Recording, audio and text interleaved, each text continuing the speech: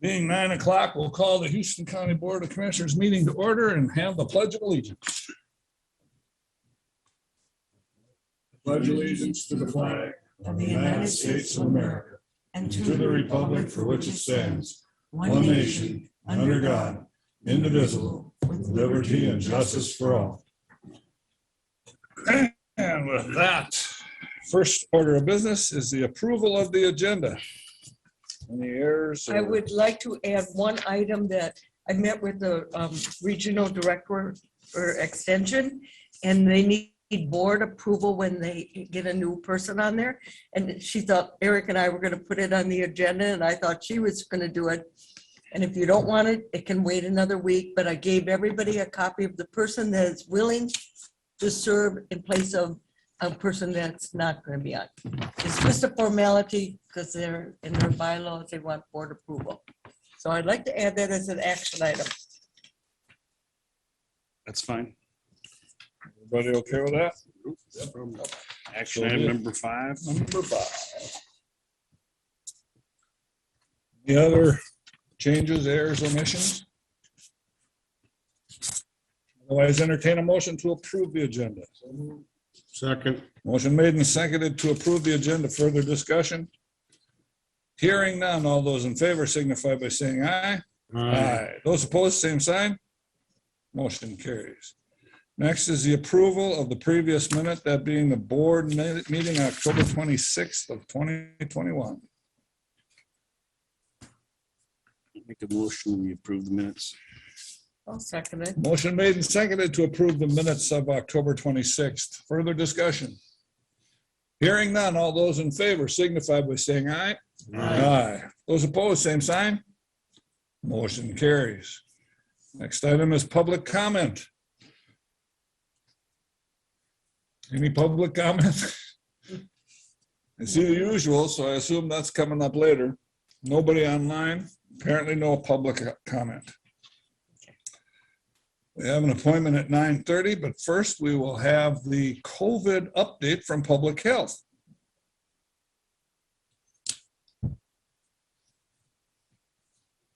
Good morning. You got a half an hour, so you got plenty of time. I looked at that and thought, well, we can double that. We know. You guys have missed this, right? Oh, it's kind of peaceful. Ouch.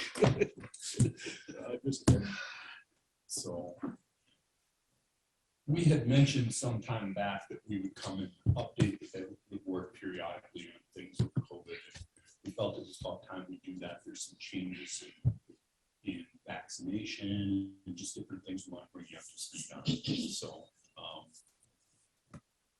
first of all, update on kind of the current wave of pandemic. Our case numbers in the region seem to have kind of leveled off. And so when I speak of a region, it's a region I've arbitrarily picked that are counties that are contiguous to us. And so a couple of weeks ago, that region was generating in the neighborhood of 1,000 new cases each week. We're collectively down to in the neighborhood of about 750. However, in Houston County, we've kind of stayed steady with about 45 to 55 cases each week, new cases, and largely driven by the Delta variant of COVID. As far as vaccinations, our vaccination numbers as of yesterday, we remain in the top 10 of all of the measures in the state of Minnesota. But one thing I'd note with our numbers is that while we're in the top 10 counties in the state, we are below the state average in every measure except for over 65. Kind of an interesting anomaly, and I think it's driven by the fact that most of the counties in that top tier are metro counties, and they represent, 7 metro counties represent the lion's share of the population in the state of Minnesota. And if they are, I would say, slightly to a little ways ahead of us, that's why we would see that our average numbers are below average. So just for that, as of yesterday, 16 plus we stand at 73.6%. And that puts us in 8th in the state. 65 and older is 98.1, putting us at 7th. Total population is 6, and 12 and over is 72%, and that's 8th. So it's hard to know, you know, I've been watching those numbers for quite some time, and I would say over the last easily 3 months or so, they were barely crawling forward. We've seen a little bit of an increase in our numbers, and it's hard to know whether that's a true increase in the number of people who are getting vaccinated, or sometimes the state is kind of massaging zip codes and things to, they call it geocoding, to determine where these cases and where people actually live who have been vaccinated. And that impacts us, of course, because the vast majority right now of people who are being vaccinated outside of the county. To that point, we did a little bit of looking back.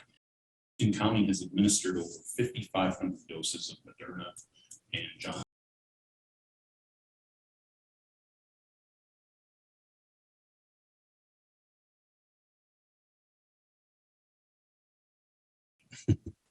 You say 5,500 of Moderna, Johnson and Johnson.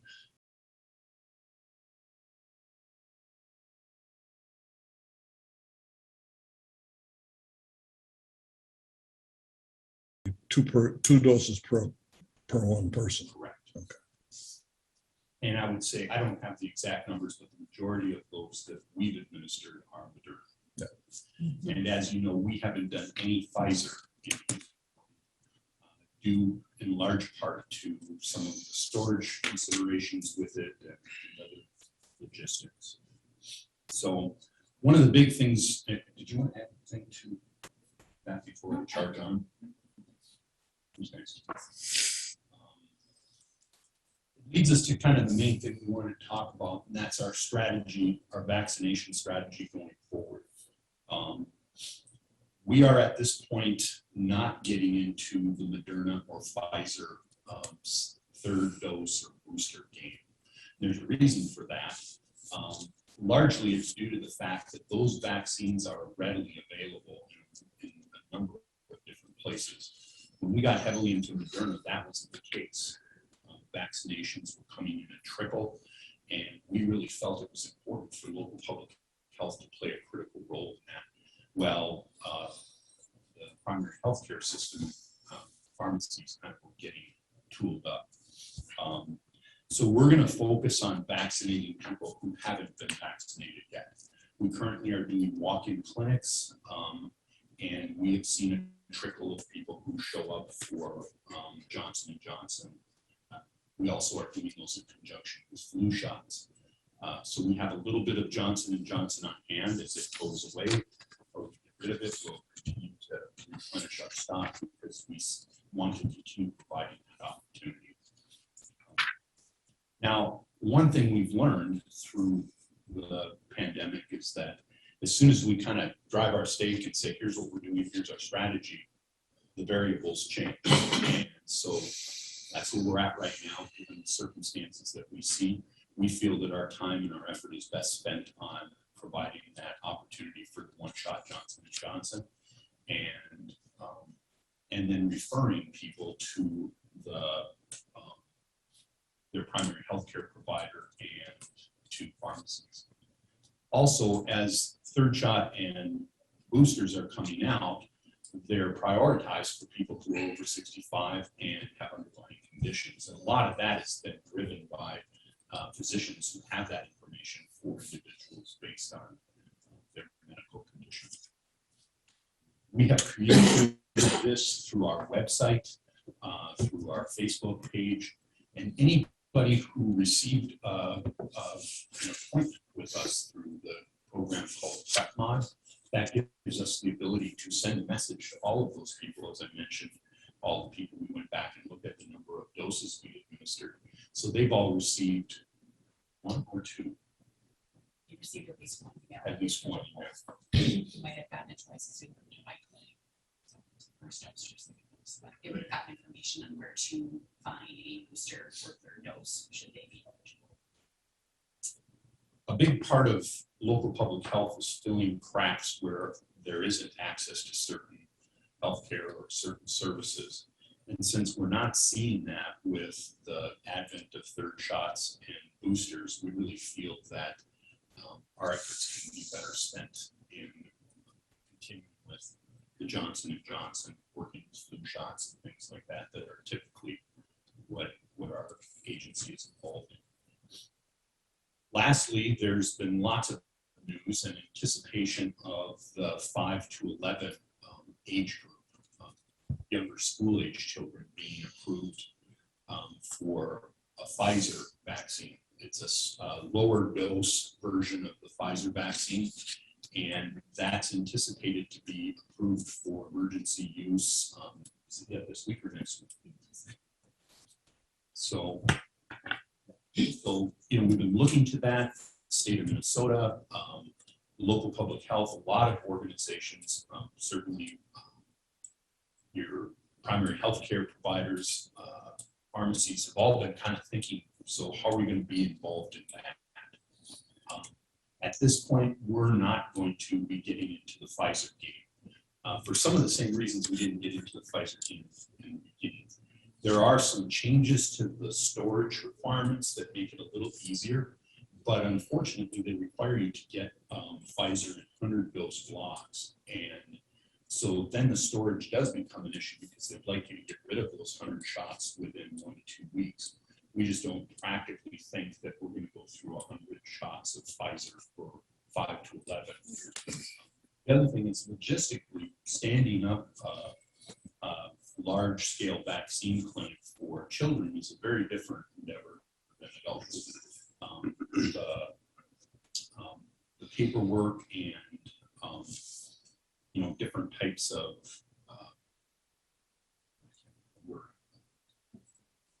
consent forms and things like that. You're working with parents, guardians, things like that. We are, however, just like I said, about the time we say that that's where we're going to be right now, the world changes again. And if that's the case, we will, we stand ready to work with our school district partners, with primary healthcare, pharmacies, and what have you. But I think that we're going to see probably what everybody's predicting is we'll see kind of a surge in that 5 to 11 when that's first put out. And then we will kind of see that taper as that first group of people who are very eager to get that shot, get it done.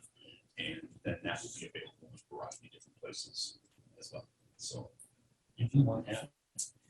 Just in addition that there is a booster recommendation for J&J as well. It's a little bit different than Pfizer and Moderna. J&J is 2 months after someone has complete their shot. So, and then with Pfizer and Moderna, there's conversation about being able to mix and match. So I received doses of Moderna. There's a potential that I could get a Pfizer booster. So there's lots of different nuances with all of that, and those with compromised immune system, things like that. It really, we do encourage them to talk to their healthcare provider to be sure that they are really getting the appropriate need met and the appropriate something they got Pfizer. If that's best to stick with that according to their healthcare provider, we really encourage them. Just a smaller staff, it becomes a lot to sort of manage with all the. So that was a recommendation by CDC, wasn't it? The mixing and matching, yes, yeah, so that is okay to do. According to CDC. But again, it sounds like talk to your physician, what he knows, individual health concerns or whatever. And my other question, and if I recall, in the past, back spring when things started hopping here, you had to order in such certain amounts. Can you order in smaller amounts now in this Johnson & Johnson? Johnson & Johnson, I believe the smallest we can order is 50. 50? 50 perhaps. The Pfizer initially in the spring, we were talking about, do we that minimum order was 1,170 doses. I know it's quite large. And that was the ultra cold storage, with that relaxing and being able to store it in a actual just normal vaccine freezer or actually in the refrigerator for a smaller amount of time. They've lowered that to 100 doses. Couple questions. With regard to the 5 to 11, that is not yet something that we are doing in Minnesota? Or anywhere. Or anywhere. It is not, it will, the emergency use authorization is. Okay. is- I mean, they show kids getting shots, and, you know, when you watch the news and they talk about the vaccinations, they show grade school kids getting a shot, but it's not actually something That's probably file footage. I wonder if it's part of the studies they've done. The or testing. something like okay. that. So but it's not available. In regard to that, when it does come into fruition, when you get to, you know, when it's available, it seems to me that while the kids are in school, if you send home a consent form to the parents and then it comes back to the school, if there was set up some kind of a program that those that want it, they're all together, they're in the school, you could get them all at the same time instead of one at a time. Going to a doctor or The whatnot. theory of children bringing home paperwork. Yeah. The dog ate it. Is really, that's, we started with that with flu shots many, probably close to 10 years ago. And it started out as exactly what you're talking about. They have the consent, they take them home, they bring it back. We would set up that kind of structure based upon the number of consents they received so that we could know how many doses we need, staff. That has dwindled to, I would say, less than a trickle over time. Those consents getting. Now, that being said, there's a lot of technology available. Lots of schools communicate with their parents through technology, through email. It could be done that way too. It doesn't necessarily have to be paper. So, like John said, if there's a school district that wants to connect with us and look at what they can do, maybe during the stand-up during the school day, we're absolutely willing to talk. At least talk to them. Second question, with regard to flu shots, do you know what the numbers or how the numbers on that are turning out in the county as far as people getting flu shots? Or is that not kept track of? I don't know off the top of my Yeah, head. I know yesterday we administered our last high dose that we have. But there's no record, like the Yeah, COVID, they keep a record with, there's not really a good record, I do have that. I don't have it right here. I can email the board. but there is a record of it. Yeah, of what we have administered. Okay, but not countywide, what they've done at their physicians or Right. pharmacy. Well, I they- do not have that. They don't track it like they do with the COVID, do they? They don't. No, historically, they haven't. All vaccinations that you get reported to Minnesota Immunization Information Connection. And so that has, like, I can look up, and if you've done travel or something, I've got all kinds of weird vaccinations that have gone to places that require a specific vaccination. So that's all kept at NIC. But there isn't, since flu is in the pandemic, there hasn't been that large scale effort to track that by county or across the state. We try to project each year how many flu shots we should get. Just as a piece of information, flu shots aren't free. We have to purchase those flu shots. And so if we're left with a bunch of flu shots that we're not using, that's kind of an expense to the county that we try to avoid. So we try to project kind of based on past experience where we need to be with that. And then sometimes it has to do also with availability of the high dose and other shots, depending on how that goes. I was just curious if you knew where the county stood on that, but no record of it. That's a great question. I checked at Walgreens the other day to see if you could make an appointment there to get your booster shot, and you can only do it online. You have to make the appointment online. There again, It's technology, and then you can go in and they'll tell you what times they're open and stuff. In the Walmart, they give you a paper application to fill out and bring back. Oh, do you?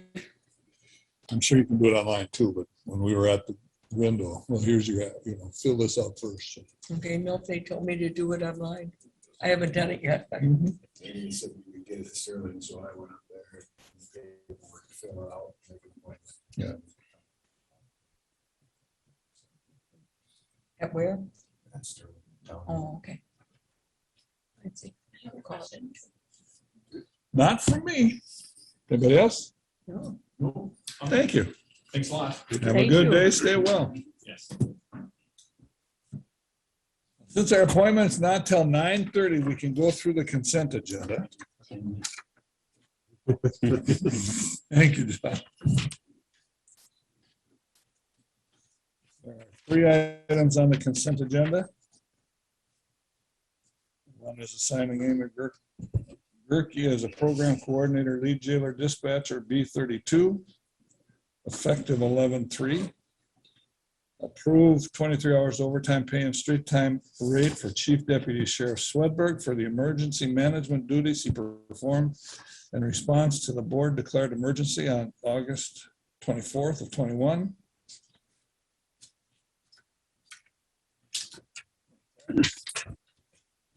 And reassign William Hargrove from Patrol Sergeant C42 to Sheriff's Deputy C42 effective 11/7.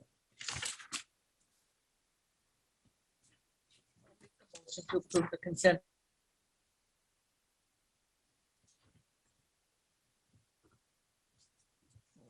Motion made and seconded. Further discussion. With regard to that overtime, this was something that had to be done after hours. I think it was No. townships. It was extra work that he had to perform as the emergency manager's duties, Outside of his Duties. Regular. normal work hours. because of the, Outside of his 80 hours per 2 week. because he's an Yeah, exempt. that's- Necessarily, the work not necessarily being outside of his normal work hours. He's an exempt employee. It was in excess of The 80 hours. the 80 Okay. hours. All right. Yeah. That he performed in his regular duties. Okay.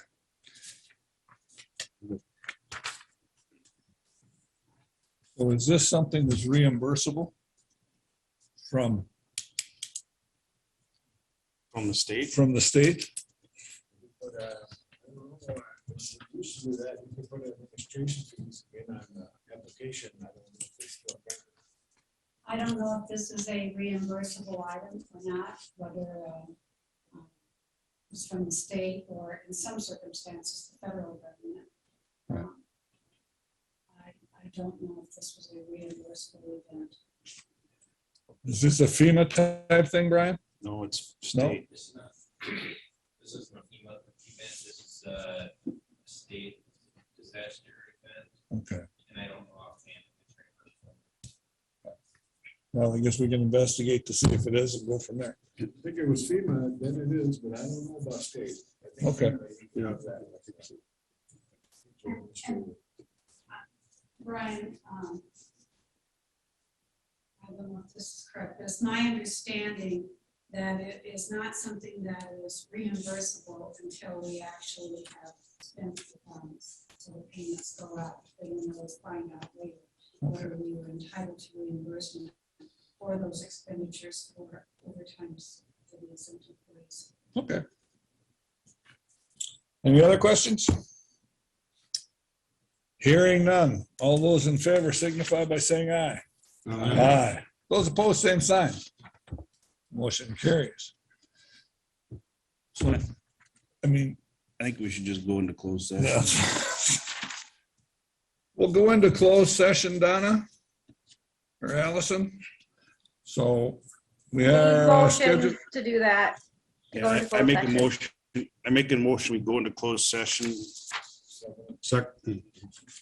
discuss labor negotiations. We've got a motion and a second to go into closed session for labor negotiations pursuant to Minnesota statute 13D.03 subdivision 1B to discuss labor negotiations, including negotiation strategies or developments or discussion and review of labor negotiation proposals conducted pursuant to 179A.01 to 179A.25. Further discussion? Hearing none. All those in favor signify by saying aye. Aye. Those opposed, same sign. So we will go into closed session and ask those not participating in the session to please leave the room. A motion to come out of closed session at 10:16. So move, a second. Motion made and seconded to come on the closed session. Further discussion? Hearing none. All those in favor signify by saying aye. Aye. Those opposed, same sign. We are back in open session. We have to have a motion. No, we've gone through that every time. I know. Donna, Donna? you got everybody back online? Working on it.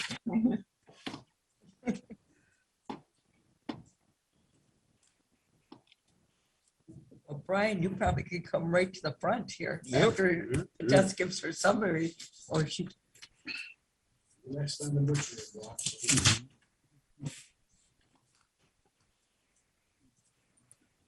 Okay, we're good, Bob. All right. Then we will move on to action items. You want to relay to Allison who made the motion and who? Okay, Allison, we had a motion to come out of closed session by Teresa. Teresa, Mhm. seconded by Me, Dewey at 10:16. read exactly what it says.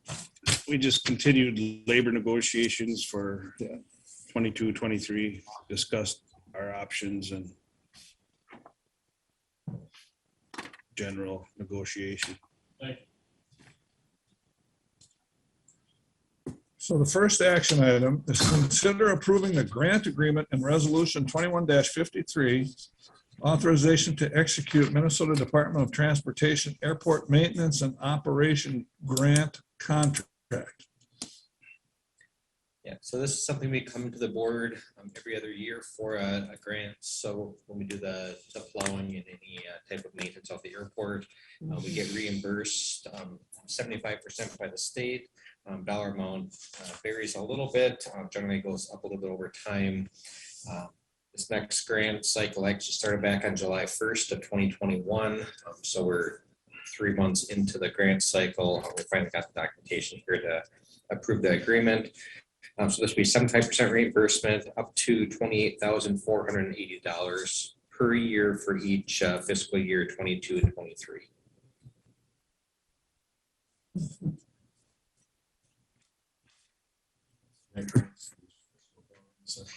Any type of maintenance, so fuel system, any regular minor ongoing maintenance items, bathroom cleaning, Mhm.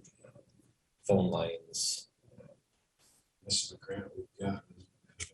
Yep, it's Every 2 years. I'll make a motion. Accept, right? second. Motion made and accepted to, and seconded to accept the grant agreement resolution 21-53. Further discussion? Hearing none, all those in favor signify by saying aye. Aye. Those opposed, same sign. Excuse me. Motion carries. Action item 2, consider approving resolution 21-54, final acceptance of contract number 313 with Dunn Blacktop, completing SAP 028-030-07 paving, which includes SAP 028-608-15, SAP 028-611-007, and SAP 2008-633-003 for a total cost of $2,198,539.15. Yeah, so we'll say that the last number there should be another 028 instead of 208. So 028-633-003. So this is the paving projects on County 8, County State Highway 8, 11, and 33, all over by Spring Grove area. Original contract amount, $2,212,728.10. Work certified, $2,198,539.15. So ultimately came in about 14,000 less than the original awarded contract. Mhm.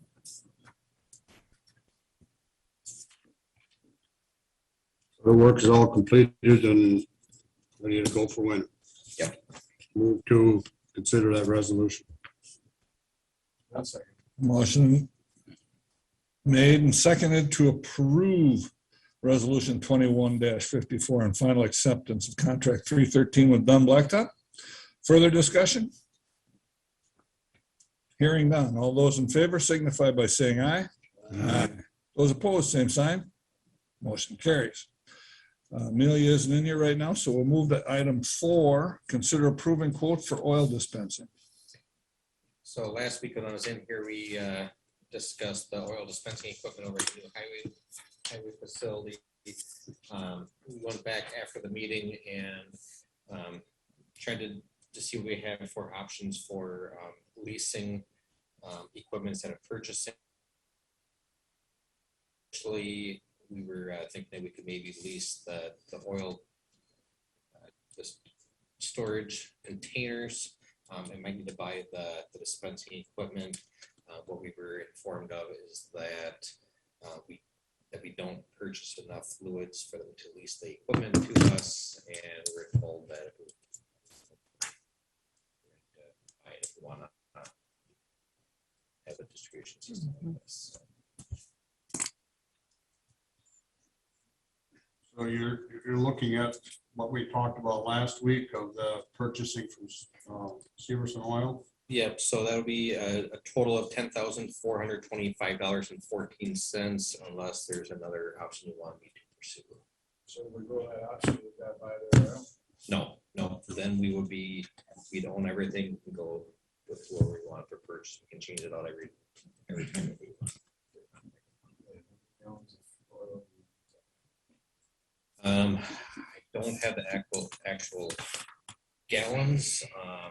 I did have the bills pulled, and we go through about $2,500 worth of hydraulic fluid and $2,500 worth of oil per year.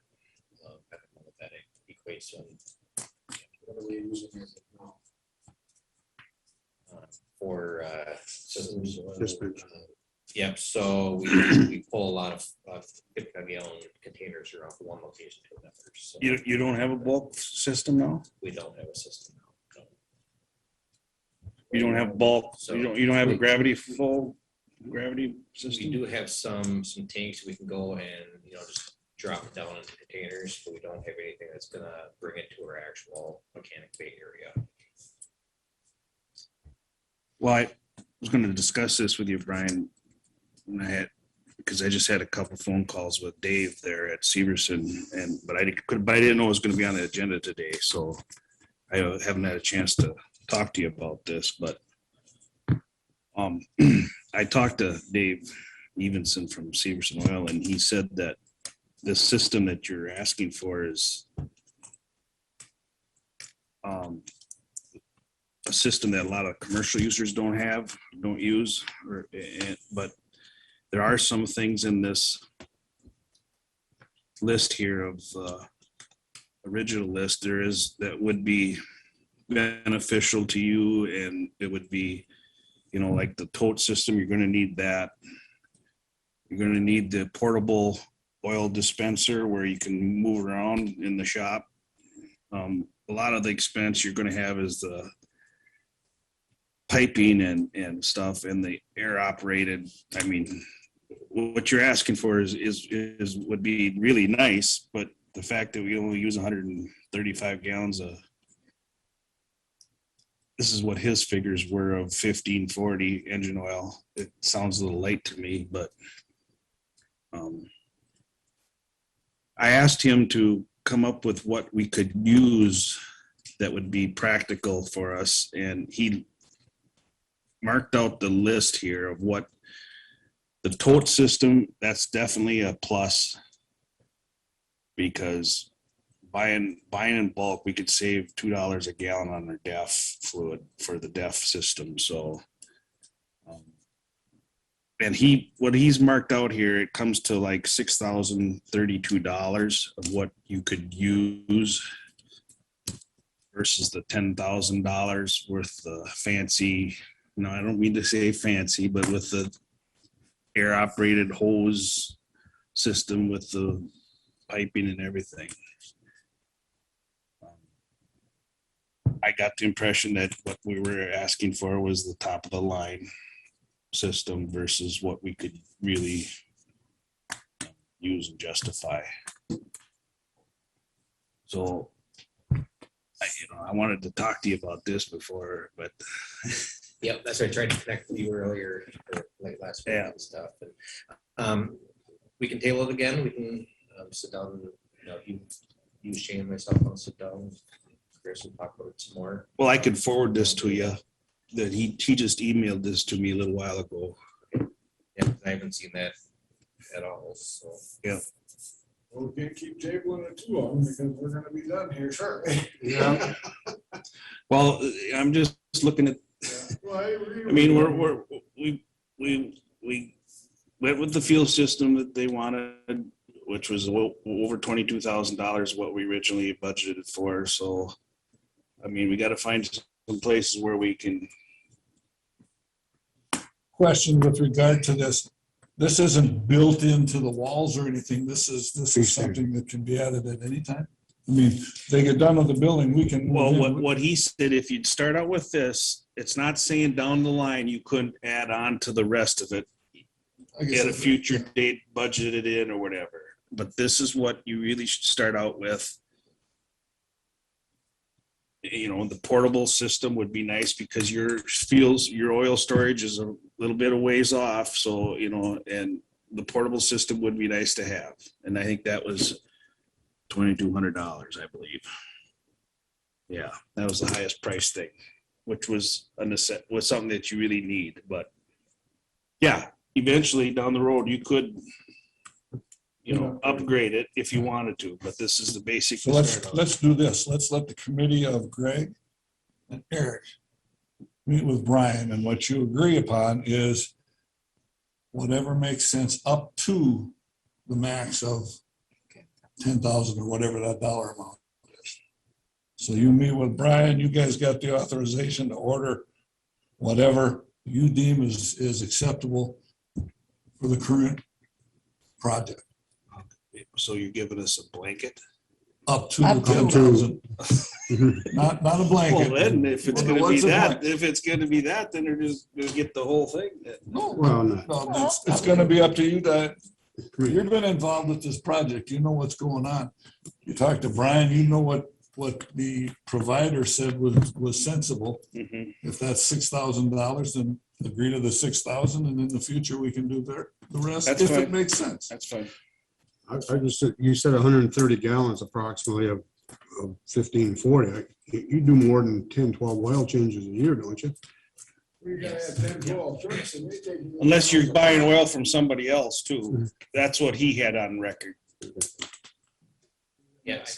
Most trucks take 8, 9 gallons of oil when you change them, more, Yeah, but or more. It doesn't matter what you So said. how many trucks we got? 10? our hydraulic fluid and our oil alone was $5,000 what we spent in 2020. That's not count the DEF. I didn't have the number pulled for how much DEF we go through. So, and we go through quite a bit of that. Yeah, I'm not sure the total numbers of how much we bought from Severson and others. So, And it really doesn't matter. What matters is, instead of having to wait to come back to the board, let the committee know what their dollar amount is. If it makes sense to just go with the 6,000, fine and dandy. That's what the county will do. Shop and look where we want to put it.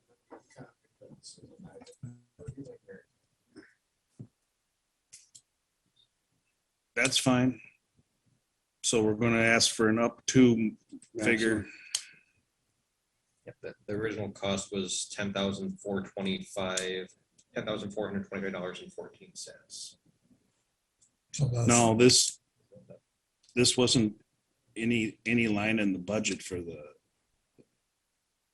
is this, where's this gonna fall under on the, We did look at the budget as a whole within the different stuff that was county provided items. And this did fit within this. There wasn't a total.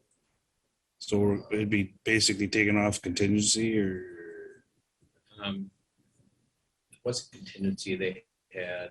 Well, we had some down for fuel as 25,000 and we went to 47 on that, so. Yeah, I'd have to pull out the budget to see what items we were substantially under. I know they had like 20,000 moving expenses and they had 20,000 in signage and other stuff that were gonna probably be under on, I mean, we don't plan on spending money on moving, we're gonna use our own staff and we shouldn't really rent anything that's gonna add costs, so. So it still falls within the county provided, but it's just kind of shoved from the first where that might get. Well, we do the 6,000 now, and then if everything comes out, we got an extra, we can add on that extra. We'll put on.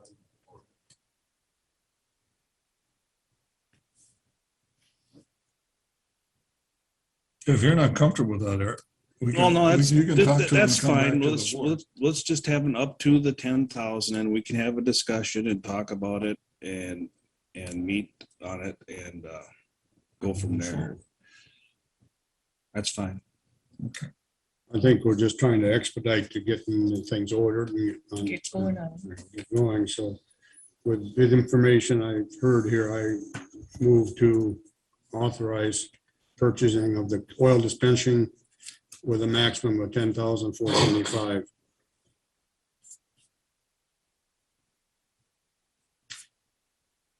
That's a motion to it. Yes. I'll second it. Motion made and seconded to authorize the building committee to meet with Brian and purchase the oil dispensing system with a maximum of 10,425. Further discussion. Hearing none, all those in favor signify by saying aye. Aye. Those opposed, same sign. That doesn't include lunch for you guys, does it? No. Is anybody opposed? Motion carries. All right, Amelia's here. Brian, are you leaving right away? Yes. I had a question from somebody with regard to the facilities out there that I was just gonna raise to the board after we got done with action items. You wanna stay for 10 minutes? Okay. Amelia. We have consideration of approval for staff to sign feedlot program 2022-2023 delegation agreement work plan and the 2022-2025 feedlot program grant agreement, both with the MPCA. So these are separate documents if you guys would prefer to vote on them separately, otherwise. You want to just address them as a. So I have the grant agreement is our fiscal agreement with the MPCA. Last year was the first year that we were required to complete one of these, and when they did that, they just did it for a yearly document, and then they included all of the specific numbers in there as far as what we would be provided. And so I don't know if you recall, we ended up having to do an addendum to that because we received more performance credits than what we were originally allotted. And so because it just kind of made more headaches, they have decided, as they did with other agencies as well, to go to a 4-year agreement. So it'll start January 1st of 2022 and then run through December 31st of 2025. And then similar to another grant that I brought recently, they, as far as the terms of payment, they just reference the statute that determines how money will be dispensed out to the counties. And so aside from that, that's a pretty standard state agreement. The delegation agreement work plan then is an agreement with the pollution control agency as far as how the type of work that we're going to do. And so this week I've come a couple times. We do this every other year. It's pretty much just agreeing to what the state's requiring us to do as far as required documentation for when we go out on sites, and then specific timelines so that they can have real-time data to put up on their website. We really, I guess as far as the type of inspections, they're still using our current numbers, so we'll have to do 25 inspections to meet our 7% requirement for next year. A lot of my high priority sites have been just inspecting sites that nobody's been out on before. We also have to do anything with upcoming feed or with any kind of feedlot permit applications, with those. And then we also just identified the one watershed plan as an area of priority. Now the whole county is within between the Root River and then the Crescent, Sonoma, the Crescent one watershed plan. Their whole county is plan. And so I'll probably have to prioritize sub watersheds, but I haven't done that yet. I've tried to align with other cost share programs, feedlot programs that we've had, but those are no longer going to be available. And so I'll probably just see what soil and water is maybe looking at for other projects. But do you guys have any questions on any of those? Are you doing those? That money goes for wages. For doing that. Yeah, as of right now, it's wages, mileage, anything to do with her. So how does this work with that we're using Winona County to do our work now? They are subcontracting, so then they just get paid out of our, and that's done here. That contract's done Yeah, at the end of the year? I believe that was what we put in as an update on that.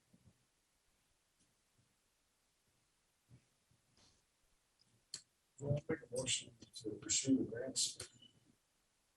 Second, Motion made and seconded to approve the signing feedlot program 2022-23 delegation agreement and the work plan and the 2022-25 feedlot program grant agreement.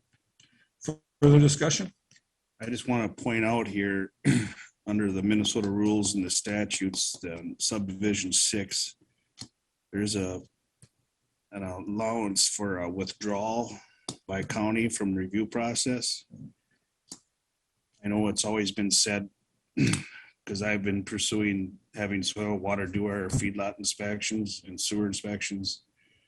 And I was always told that we're the final authority, we can't do that, or, it has to be done through the county. There is a withdrawal process if a county wishes to withdraw the responsibility of that and push it off onto soil and water, which some counties do. So I just wanted to point that out, that this can be done.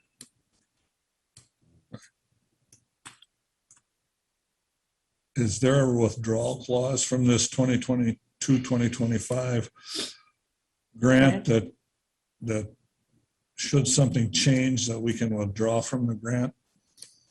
The terminations, I believe, are relevant to the state only.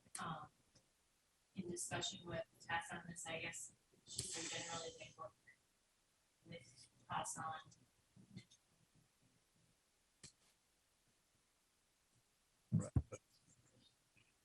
If we sign the agreement, can we withdraw from it like with a 30-day notice or a 60-day notice? Or There's nothing in there for us to do that, no. So I don't know if that we need to put it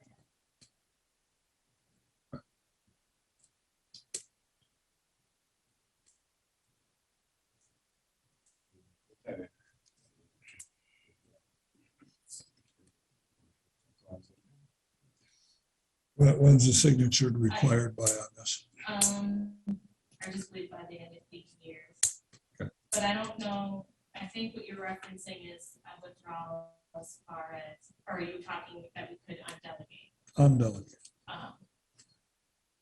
Okay, I thought you were referencing that. Like having a different sign. No. Yeah, I guess I don't know how that would go about. Mhm. stuff we're supposed to do, but nothing, not some yet. Yeah.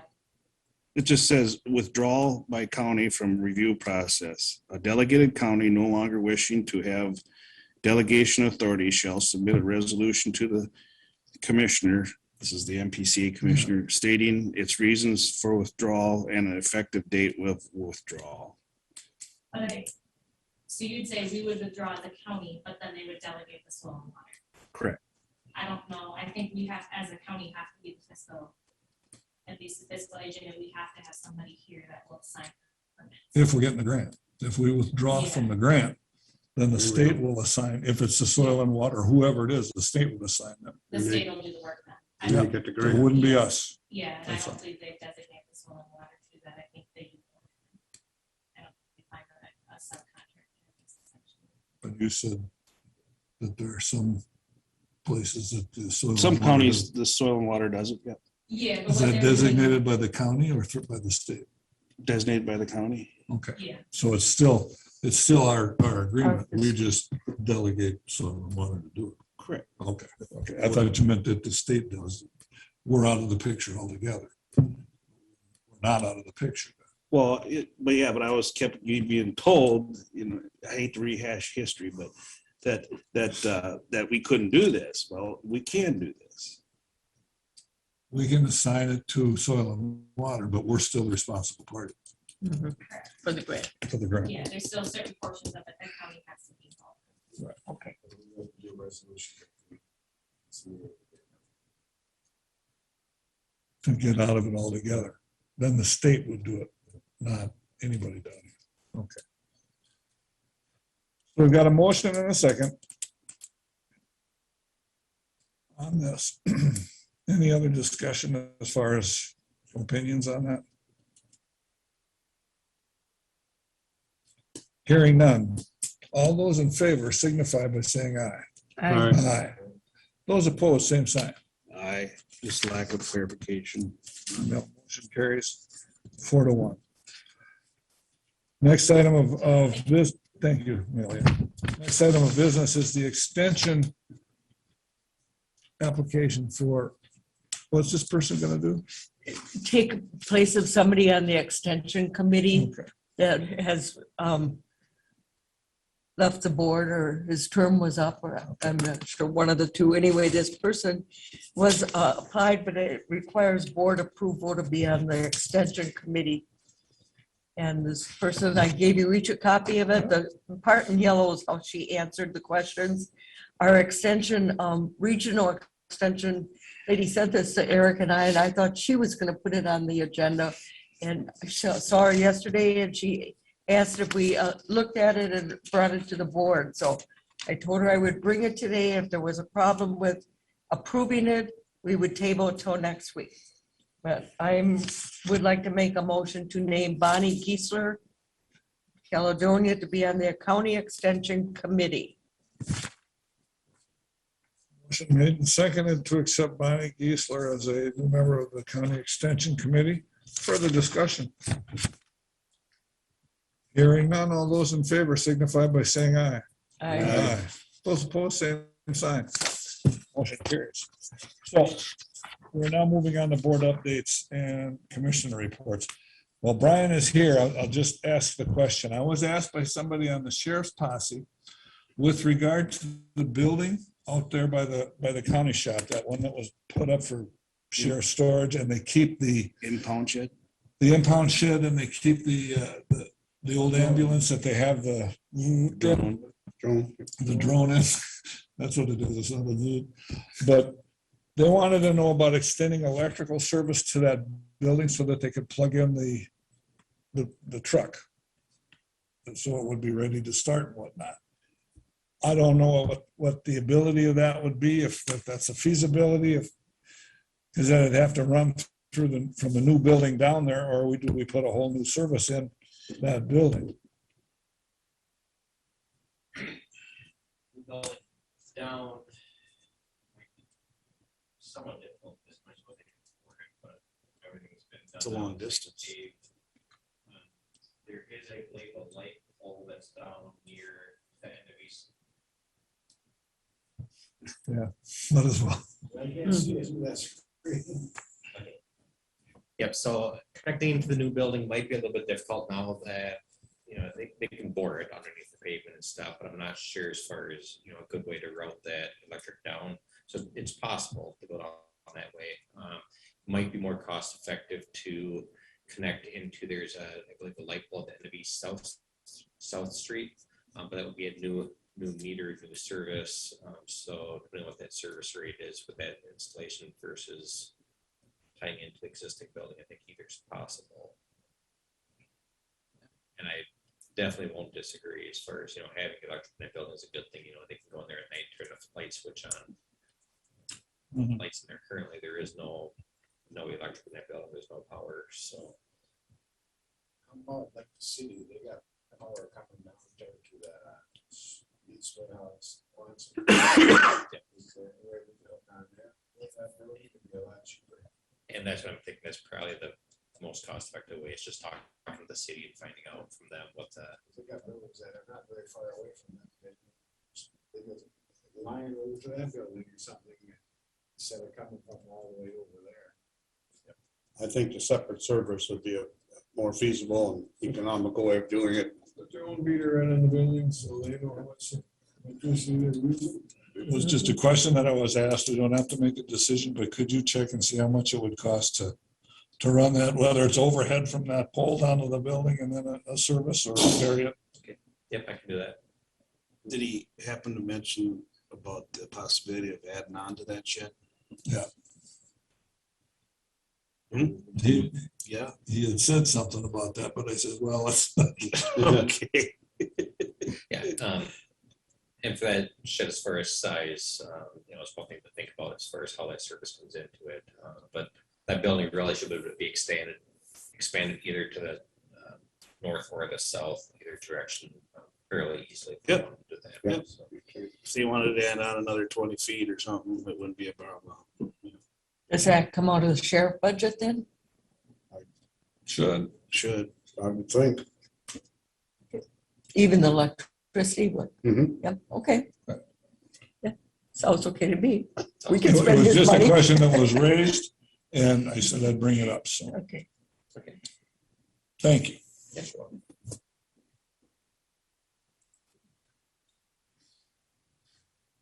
Then with regard to updates and whatnot, I'll let Teresa report on the AMC meeting that we had yesterday. I went to the Hiawatha Valley meeting last night in Winona. After that, Hiawatha Valley is experiencing negative revenues right now with the COVID and the reduced number of personnel, reduced number of clientele. But the same number of personnel, the revenue stream is negative. I anticipate that it's going to improve, and they're looking at adding services that getting recertified and new certifications that will help as far as that's concerned. But otherwise, things are running smooth, just negative in finances, which probably is no surprise to those of us that watch that. But otherwise, I have nothing else to report in that regard.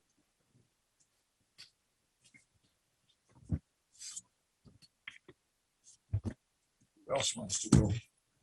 Well, let's see. I guess I ain't had much for meetings. SimCap coming up next Monday.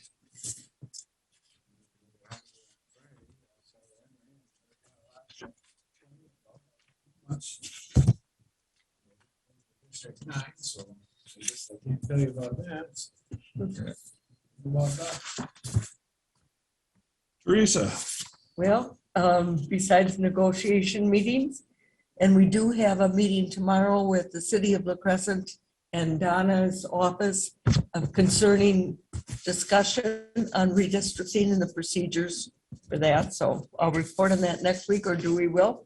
I did go to District 9, which is it's basically a 4-hour meeting with all the, other 9 counties. We got the preliminary levies from each county, and they ranged from 3% to 6.8% for preliminary. But everybody, of course, is watching their budget and looking for ways to reduce it. We had good reports from AMC, of course, with some of their projects are doing some restructuring with their legislative committees with, especially with Heather leaving. And looking at different ways to cost effectively work with the counties on, especially with human services. Waivers were made permanent with the legislative body last year. They are offering a county business grant program, which to me sounded like CARE, what we did with the CARE project. The error is not paid, will not be needed to be paid back by counties for human services. That is a for sure thing now. There is a surplus of 700, what was it, 700 billion as of last month. Was it 700 million. million? Yeah, that's right. Yeah. Nice. That sounded There's a like- big- No, it was that's million, zeros. yeah. They're finding out that workers, of course, across the county and of course, all businesses too, are retiring instead of returning to work. So that's causing a major problem with finding workers. They have there was a big session, two items on this opioid settlement that has been allocated, and it's like $300 million. And right now, AMC wants us not to sign any forms until they put together a resolution and a procedure so that counties can get the money and use it. It won't be that much. It's over 18 years. You'll get so much a year. But they want the money instead of just going right to the state to go to counties, because they're the ones that can use it for, through the Attorney General and our attorneys. So we do need to check to make sure we didn't sign off on it, because if we do sign off on it, we will not get any money. So that was a really large discussion. Of course, county reports, everybody is looking for help, looking for people to work there again. And we did get long reports from Olmsted County, short reports from everybody else of all their projects. And there was a lot of discussion on the rescue plan. And boy, it sounds more flexible the more the counties talk, but they're using it for. They're using it for highway projects. They're using it for park projects, a pavilion in one park, county park. They're using it for daycares, and not for giving the daycares money, but for licensing, education, getting people certified, that kind of thing. What else were they using? Oh, they're using it for a lot of things that we thought might be out of reach, like out of what we can use it for. But it sounds like they're taking not applications, but plans from like telephone companies, et cetera, what they would, what they propose, not exactly how much per se, but giving us a plan so we can put a plan in January. You could probably elaborate a little bit more on that, Bob, if you remember some of that. I talked to Bobby from Fillmore County. And it was interesting when talking to her. They're meeting with Centec this week.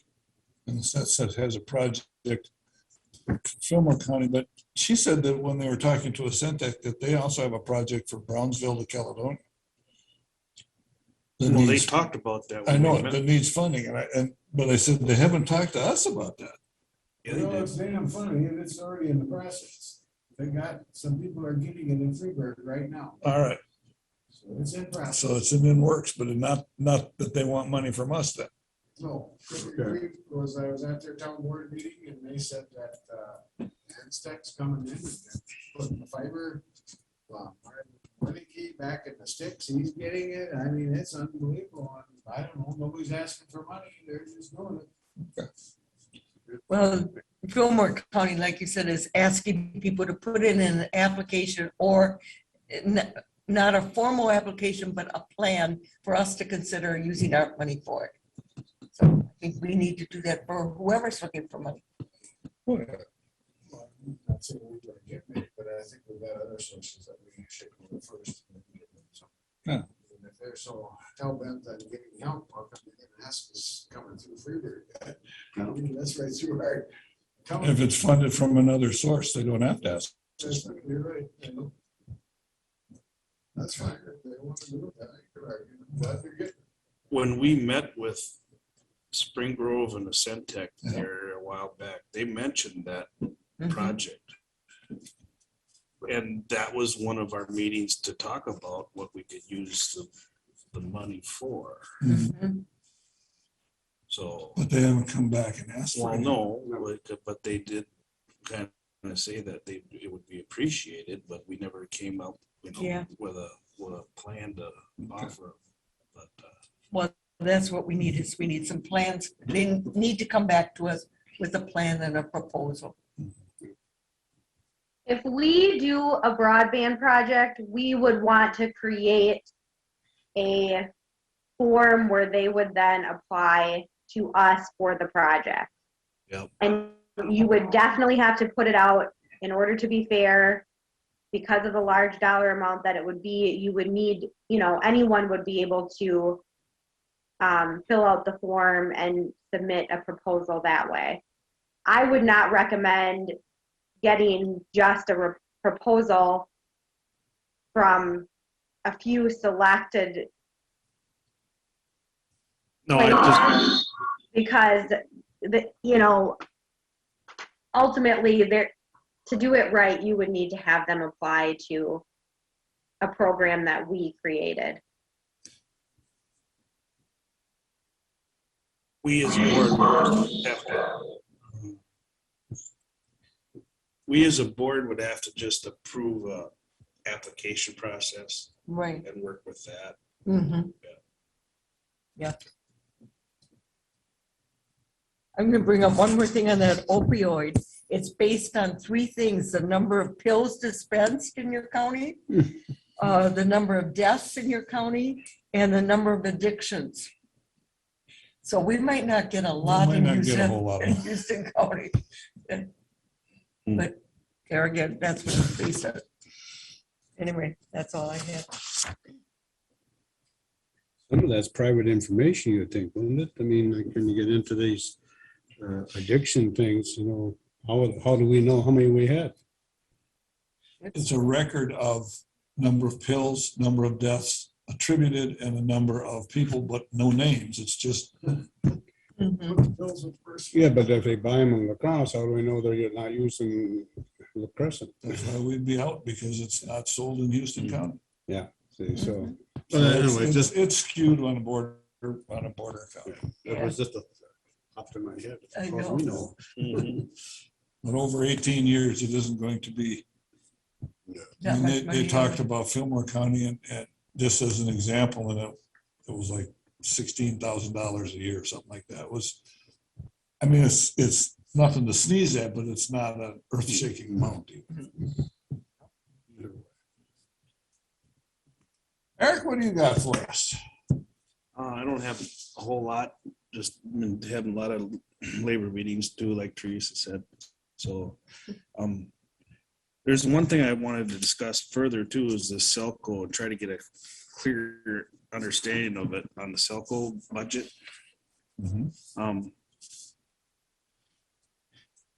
Last year, we just did a 1-year contract with them, I believe. It was a 1.5 appropriation. Well, it's appropriation, but it is a contract. Right. Yep, Yep. of 1.5%, I believe it was. So now, for this year, are we doing just a 1 year again, or are we doing a 3-year Just a like 1 we year. always? Just a 1 year. So the 1 year with a 20,000 increase. One,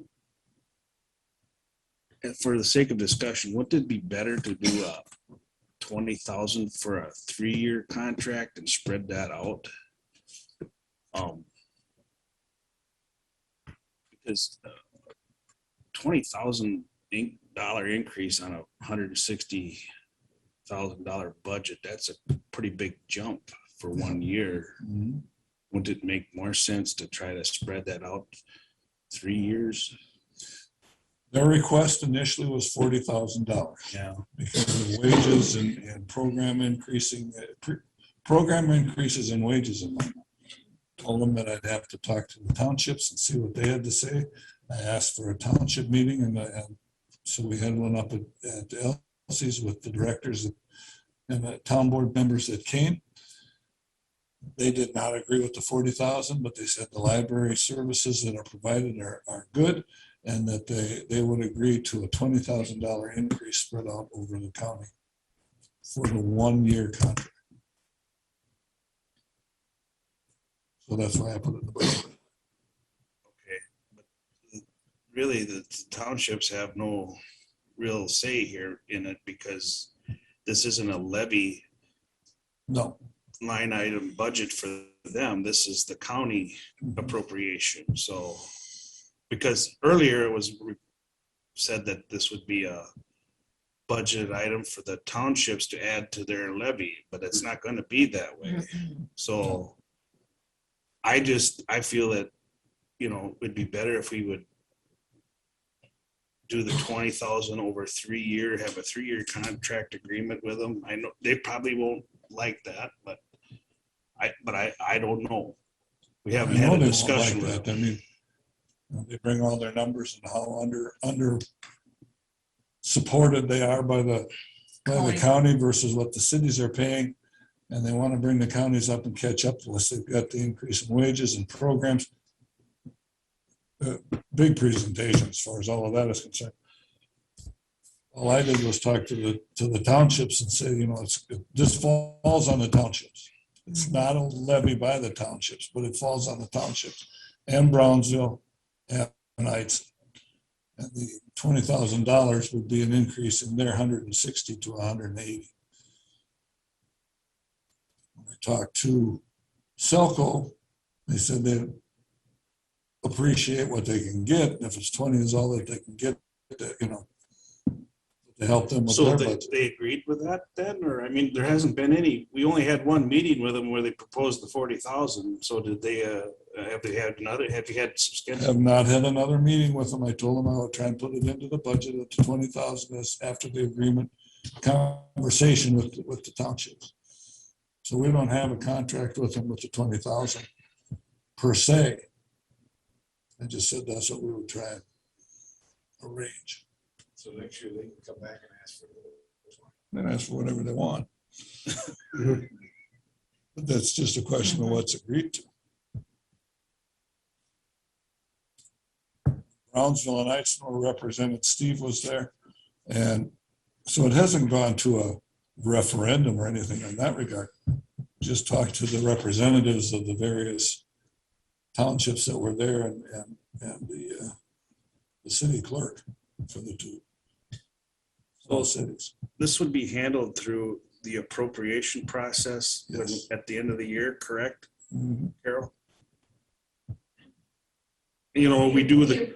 An appropriation, but we have a contract with Selco that outlines the terms. So are they putting together the contract for 2022? Yeah. It shows the 20,000.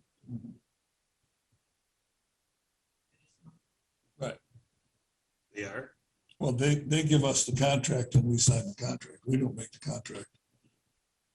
They put it together Okay, so for our signature. That's what they're gonna do then, is they're gonna submit a contract for 1 year of $20,000 more. Hmm. And then for what? We're never gonna have a 3-year contract with them, where it's only gonna be 1 year at a time at here, or what? We can do whatever we want. Well, I think, I personally feel that we should do the 20,000 spread over 3 years. Because, I mean, the Historical Society doesn't get that kind of a big jump. The fair, Houston County Fair doesn't get that big of an, Egg Society doesn't get that big of a jump. I feel it would be more fair to spread that out, in my opinion. Well, this is their source of revenue from the county plus whatever they get from other sources, and they anticipate what their budget is gonna be in their payroll and their programs and whatnot. Looking for additional, and the 20,000 would provide what they considered necessary. Not spread over 3 years, but for each year. In other words, they're looking for another 20 next year. Right? No, they'll look for if the 160 goes to 180, they'll look for the 180 plus ask for another increase besides that. So I Starts mean, to add up. That's what you're talking about, but that's what I mean. I Right. mean, before you know it, it's gonna be over 200. You know, when they look and at we're what, only required by the state to provide 100. So, I mean, we're already well over, and this isn't nothing against Selco or the libraries or nothing. I'm just looking at this is a fair process for our appropriations for other entities that we appropriate for. And this, you know, how's this gonna look? I just was wondering. My question is, why can't the townships levy some towards each library area, like La Crescent Hoka, La Crescent Township would probably help out La Crescent City, or they already Hoka do. Township would help the Hoka Library. You know, Well, then Selco would have to approach the Each one. townships, each one, mhm. to request that and to ask for an For the appropriation. 17. And maybe that's what they should do. But this is appropriation for us as a county as a whole, Mhm. not for just certain townships and cities. It is. So it's a portion of our levy. We levy for county revenue, road and bridge, human services, our debt payments, and then we have a library levy. And that's where this total amount of appropriation goes in. When we calculate our taxes and spread them, it gets billed to the taxpayers. Yep. So we're getting, you know, through our budget, we're getting that money from the taxpayers. We collect it, we send it to Selco.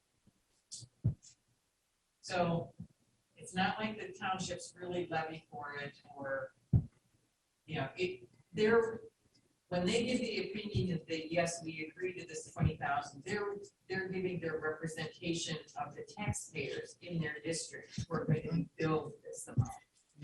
Does that make sense? The simplification for Selco that they don't have to go to each township. They come to the county. The county is a representative. Takes care of that. So when do we consider this for approval? On our final budget. Budget time. Okay. Right, it was approved in the preliminary. Right. Well, I think that's something we're gonna enter into a 3-year deal, maybe. I'll get a hold of Selco and talk to them. Is she gonna do that? We don't Yeah, have we a got till- contract till we got next till year. We got December. till the end of the year. Mhm. What do you guys think of that? You know, they want 20,000 this year, next year they'll come back and say, well, not this year, like another. Sure. Come back and ask for whatever they want. If you want a 3-year deal, let's do a 20,000 this year and 0 and 0. A 3-year, 20,000 this year and nothing, or 1%, or, you know, whatever. And count on the 20 and then nothing for the next 2 years.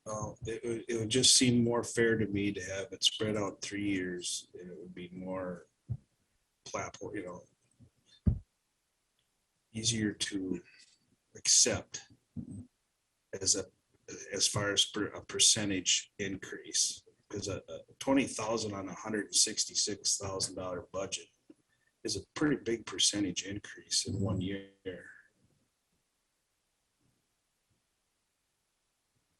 That it is. Well, at least we spread it out for 3 years, at least I think you're gonna get a raise every year. So just so I have an understanding, this is going to be approved at the appropriation process, or is this going to be approved as a package deal for all appropriations and budgets? The final budget when approved. That's we'll how it have- goes. So it's gonna be, we're not gonna be able to single out appropriation for Selco or appropriation for the Houston County Ag Society or Historical Society or, Each line item is in the budget. Yeah. So when you receive those, you see what has been put into the budget. They can be changed. It's just at the beginning of the year, we just have a motion or a resolution by the board that these are the appropriations that were approved in our budget. Mhm. We don't change them So- there. We just take that information, so it's readily available on who's getting money. so what we're, so what you're saying, it's already too late then.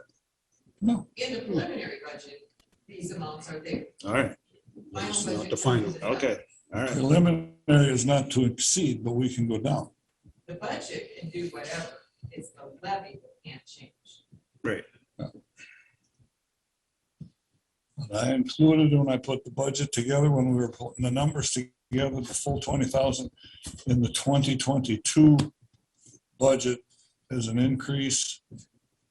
After I talked with the townships and city representation of those two cities, That aren't paying after the anything. request from Selco for 40,000, that was denied. I said, "Yeah, we're never gonna get that." Townships said that they wouldn't go 40, but the guys that were there said that they agreed that the libraries are a beneficial service. They provide a lot of service to everybody, and that they would agree to the $20,000 increase over the 163 or whatever it was in that conversation. That's why I put it in the 20,000.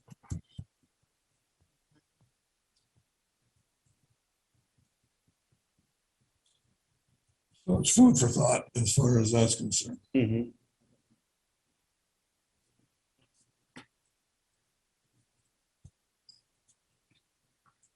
That's all you got, Eric? That's all I have. All right. Dewey, Not much going on. Like Teresa said, we have a meeting tomorrow with City of LaCrest in reference to redistricting area lines and stuff like that. So other than that, we're just kind of getting ready for that and go forward from there. the only other thing I'm going to add is that at next meeting, I'm going to include on the agenda that we have a vote with regard to the department head hiring as far as, what we put off. So hopefully the committee has a chance to discuss before we have the vote next Tuesday, because I'm going to ask for it to be on the agenda. Yes, did send out a notice to have it today after the Ask Me negotiation meeting. Okay. So if there's nothing else from commissioners,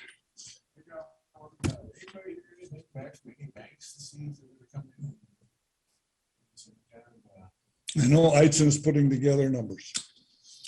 I talked to Francis a couple of times and he said they're putting together numbers. Talking to Donna. Donna, have you heard anything from Eitzon State Bank? Eitzon State Bank, did they contact you, Bob?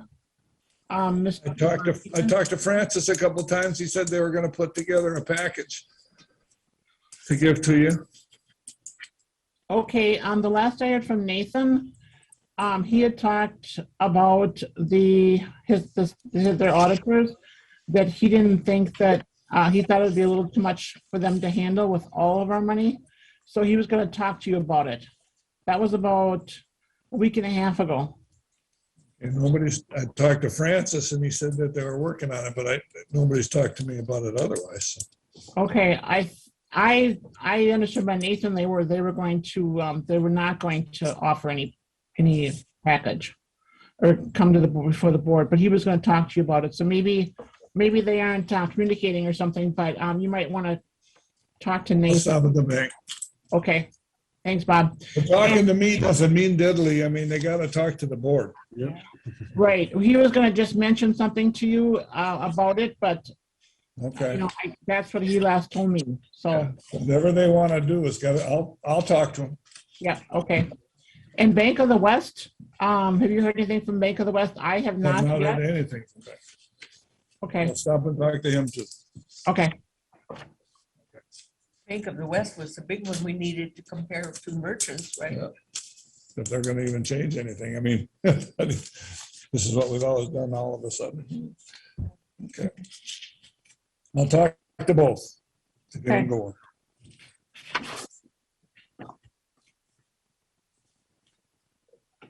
Any other public comment? I don't see anybody online. I don't see anybody in here. Oh, Is that somebody gonna say something? no, that was me. I just said, no, there's nobody else on. Okay. Oh, okay. All right. That said, we would entertain a motion to adjourn. Second. Motion made and seconded to adjourn. Further discussion? Hearing none. All those in favor signify by saying aye. Aye. Those opposed, same sign. We are adjourned.